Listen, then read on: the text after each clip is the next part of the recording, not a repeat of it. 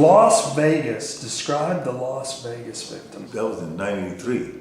Okay. I bought a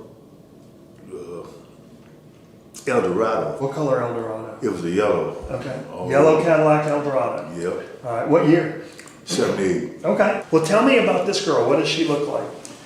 She was kind of thin, dark skinned, about 40 years old when she was out there hustling.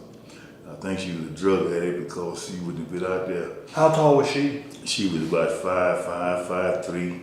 And how much do you think she weighed? She weighed about 110, 120. Okay. What about her did you know? The boy came, that was her son.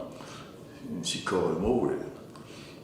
And he came over, hey, he shook my hand and everything. Yeah. Now, how old was he? He was about 20 or about 19, 20. Okay, black male or? Black male. And where were you at when you met her? It was on Owens Avenue.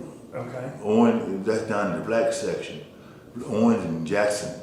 Where do you eventually take her body to? I was headed toward California. Mm-hmm. So as I drove out of Las Vegas, I seen a motel and a road leading up to the motel. And there's a lot of bushes and brushes beside the road before you got to that motel.